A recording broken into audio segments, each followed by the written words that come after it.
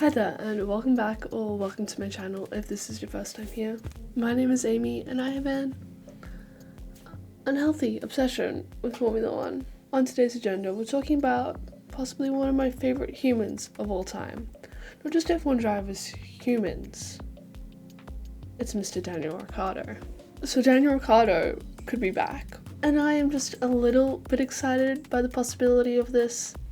I know he's only been off the grid for like 6 months, but that's like 6 months too long in my personal and professional opinion. In this video, I wanted to cover a few things sort of related to the situation. So first off, the rumours that are currently going around. Why Nyck De Vries was chosen for the Alpha Tauri team in the first place, comparing Nyck De Vries to his current teammate Yuki Tsunoda, and then sort of a brief history of both Nyck De Vries and Daniel's careers. And then my thoughts at the end. But you probably already know my thoughts, because I definitely make them obvious. So yeah, I'm assuming it's kind of obvious, so this is going to be more of a discussion of the potentials. Not getting my hopes up. Anyways, let's get into it with the rumours from Alpha Tauri. So apparently Daniel was in Faenza, so for those of you who don't know, that is the team's base, getting a seat fitting. Interesting. Now, this really isn't actually out of the ordinary if we pause to think about it. He is that third and reserve driver at Red Bull, so at some point he might be required to step in at that second team if, say, Nick or Yuki was sick. So, however, what does it for me is the comments from Helmut Marko. Dr. Helmut Marko is sort of in charge of the Red Bull driver program for the F1 team, so you know, those junior drivers in F2, as well as like all the way up to the main team, sort of where the drivers are positioned within that. That's his territory, right? And he has recently been quoted saying, "Nothing will happen in the next 3 races. We spoke to De Vries and he agrees with us. He needs to improve. The distance to teammate Yuki Tsunoda, who is doing a great job, is too big. To use football jargon, Nick got the yellow card, but not the red yet. If he improves, a driver change will not be an issue." So yeah, if he doesn't improve soon, he could be out. However, yet another thing I want to mention that we're going to pretend that Marco didn't say is that there are obviously other options for this second seat, mainly Liam Lawson and Imo Uwasa, who are both doing really well in their respective categories. Again, I have a video talking about the Red Bull Junior team, so if you want to check that one out, that's over there. So even if De Vries is out, Danny Boy might not be in. Now, this all might seem a little harsh on Nyck De Vries, so why did Alpha Tauri sort of pick him in the first place as opposed to the variety of talent in the Red Bull Junior program? First off, his appearance in Monza. Now I was there in person and I found it really impressive how he was able to go from driving that Aston Martin car in practice sessions to the Williams car in the actual races, obviously filling in for Alex Albon, who was sick. Not only did he do really well, he was able to beat his teammate, given it was Nicholas Latifi, but still he actually had experience in the car while Nick didn't, and he was able to get points on debut, which is pretty impressive for any driver, let alone one who got into that car with minimal testing. Another reason I'm sort of thinking, just rambling, speculating, if you will, Dutch Dream Team, Max Verstappen and Nyck De Vries. Obviously, Red Bull has realised that not all Dutch drivers are Max Verstappen, so, I mean, it would have been really cool, especially from like a marketing perspective. I study marketing, so that's my thing. Now let's take a look at how Nyck De Vries stacks up in comparison to his current teammate Yuki Tsunoda. In the first 5 races of the season, Nick finished 14th, 15th, a DNF, and 18th. Versus his teammate in 11th, 10th, and 11th. I mean, they're both nothing if not consistent. Effectively, Yuki is wiping the floor with him so far. Now, obviously, there is some nuance here. For example, Australia. Nick probably should have gotten a few more points for that, but really so should have Yuki. But in Miami, he did kind of send it into the back of Lando, so there's that. A rookie error, if you will.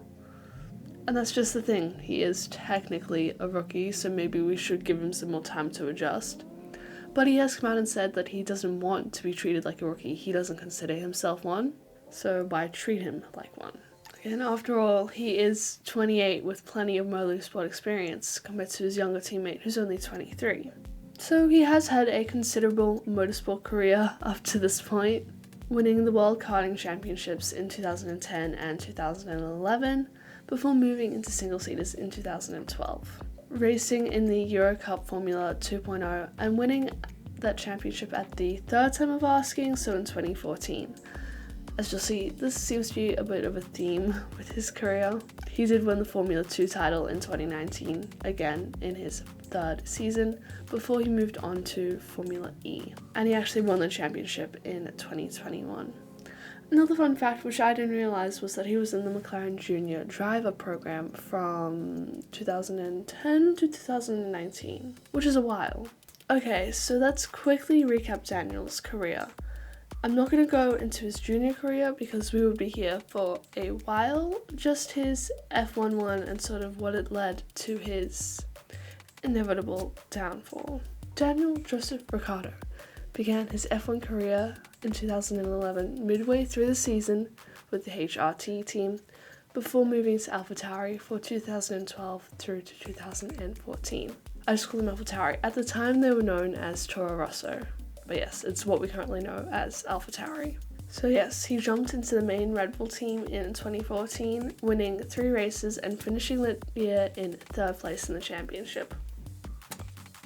You do love to see it. He continued his career with Red Bull until the end of 2018, picking up another 4 wins, including his famous one in Monaco in 2018. Moving into 2019, he left Red Bull to go to Renault, and it became pretty clear that Red Bull was Team Max, essentially, and we still see that today.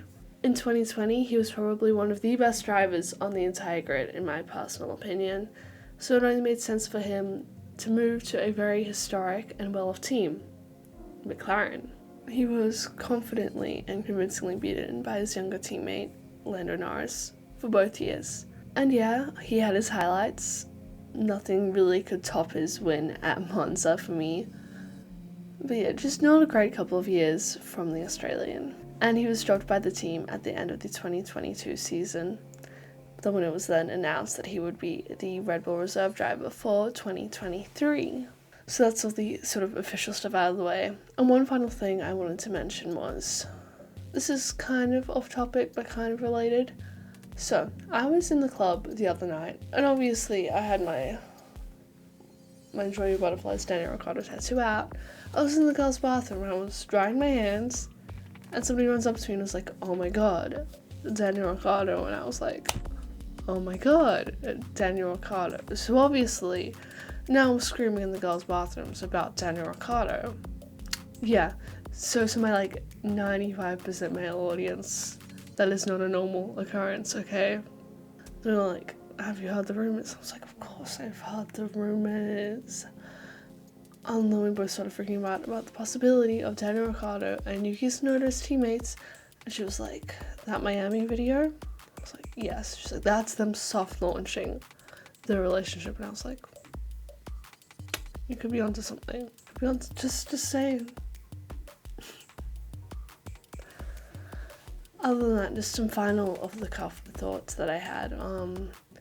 Has anybody asked Daniel if he wants to do at Alpha Tauri? Because he did have the option to go with other teams lower down on the grid, but I don't think he's a driver that necessarily needs to.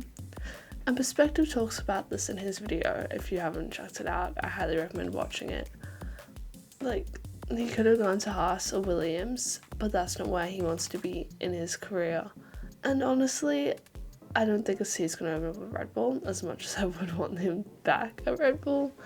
A seat isn't really going to open up at Mercedes, Ferrari, any of these big teams. So, yeah, it is very difficult to see where Daniel could go beyond Alpha Tauri, but it is also difficult to see him at Alpha Tauri.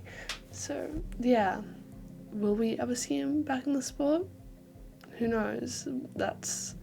I know everybody wants it, and I obviously want it, but no.